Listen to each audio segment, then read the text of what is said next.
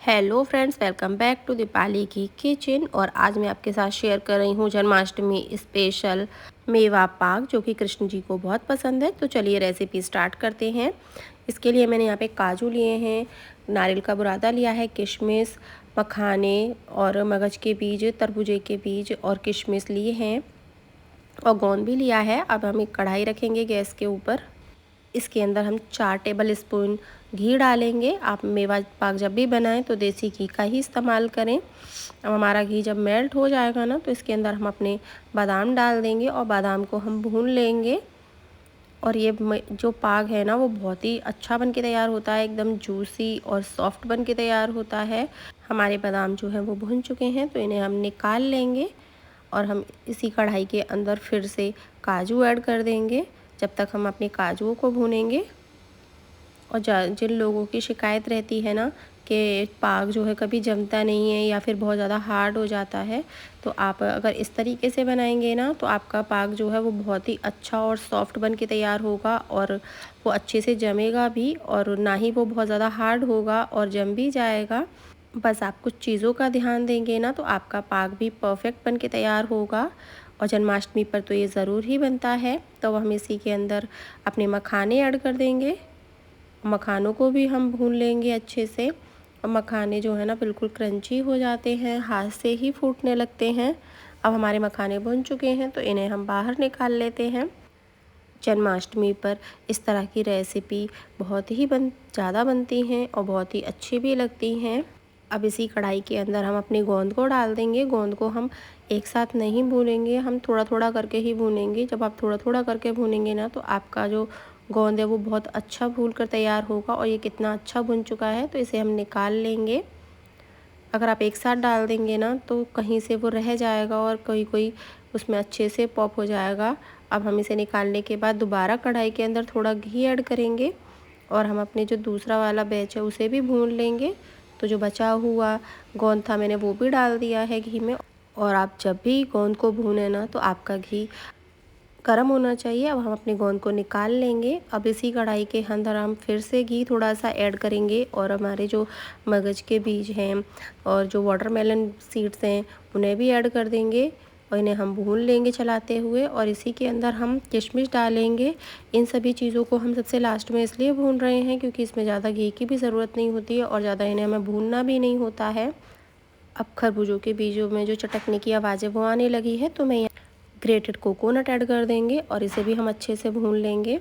इन्हें भूनने में बहुत ज़्यादा समय नहीं लगता है क्योंकि हमारी कढ़ाई भी गर्म है। और सभी चीज़ों को भूनने के लिए आप लो फ्लेम का इस्तेमाल करें, हाई फ्लेम का ना करें, नहीं तो आपके जो सीड्स हैं वो जल जाएंगे। अब ये भून चुके हैं, तो इन्हें हम निकाल लेते हैं दूसरे बर्तन में। और सभी चीज़ों को हमने अलग अलग बर्तनों में ही निकाला है, एक ही बर्तन में नहीं निकाला है, क्योंकि हमें कुछ चीज़ें ग्राइंड करनी है और कुछ चीज़ों को हमें ऐसे ही इस्तेमाल करना है पाग में।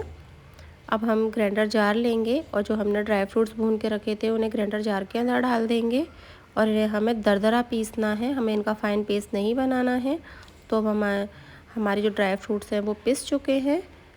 अब हमने देखिए कितने दरदरे रखे हैं, हमने इन्हें बिल्कुल भी फ़ाइन नहीं किया है। अब हम गोंद को कटोरी की हेल्प से इस तरीके से क्रश कर लेंगे। गोंद को हम ग्राइंडर जार के अंदर डालकर नहीं पीसेंगे, वरना वो बहुत ज़्यादा फाइन हो जाता है और फिर उसका टेस्ट भी नहीं आता है पाग में। अब हम कढ़ाई रखेंगे गैस के ऊपर फिर से, और यहाँ पर मैंने 1 कटोरी देसी खांड डाली है। आप चाहें तो शक्कर से बना सकते हैं। और हाफ़ कटोरी पानी ऐड किया है। आप अपने ड्राई फ्रूट्स के हिसाब से शक्कर लें और उसी हिसाब से आप पानी डालें। अब ये चाशनी जो है वो उबलने लगी है, लेकिन अभी पकी नहीं है, अब ये पक गई है। तो अब मैं आपको बता देती हूँ कि आपको कितना, देखिए इसमें ना हल्का सा तार दिख रहा है लेकिन तार बना नहीं है। हमने सिर्फ इतना ही करना है, हमें एक तार की चाशनी नहीं चाहिए, बस तार जो है वो हल्का सा बनना चाहिए। जब आप अपनी चाशनी को स्पैचुला से इस तरीके से डालें ना, तो जो लास्ट वाला ड्रॉप है वो आराम से गिरना चाहिए। तो आपकी चाशनी तैयार है, समझ लीजिए। अब इसके अंदर हम अपने पिसे हुए ड्राई फ्रूट्स ऐड कर देंगे और इन्हें हम चला लेंगे। यहाँ पर आप चाहें तो फ्लेम बिल्कुल बंद कर सकते हैं या फिर लो कर सकते हैं। मैंने यहाँ पे लो की हुई है, मैंने बंद नहीं की है। और सभी चीज़ों को अच्छे से चाशनी के साथ हम मिला लेंगे। अब इसी के साथ हम अपनी बाकी की चीज़ें डाल देते हैं। तो जो हमने सीड्स भून के रखे थे वो भी ऐड कर देंगे। अब इसी के साथ हम अपने गोंद को भी डाल देंगे और सभी चीज़ों को हम चाशनी में अच्छे से हमें पकाना है 1 से 2 मिनट के लिए।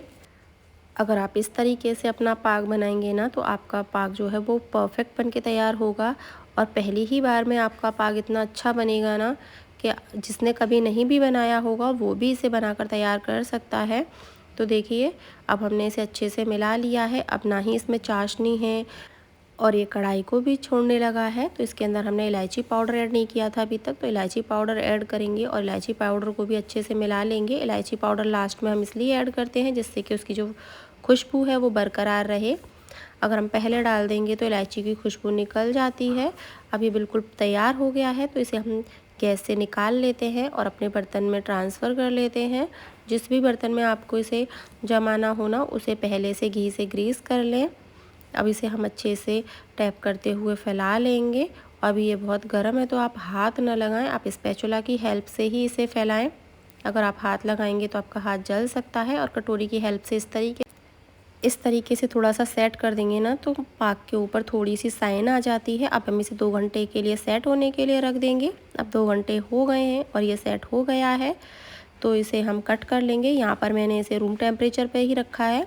अगर आपको थोड़ी जल्दी हो तो आप इसे फ्रिज में भी रख सकते हैं। अब हम इसे इस तरीके से कट कर लेंगे।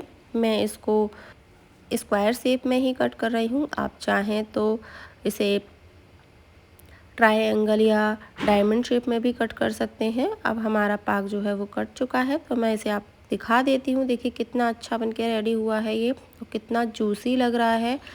तो इस जन्माष्टमी पे आप भी इस पाक को बनाइए, खाइए और अपने अनुभव मेरे साथ शेयर कीजिए और मुझे बताइए कि आपको ये रेसिपी कैसी लगी।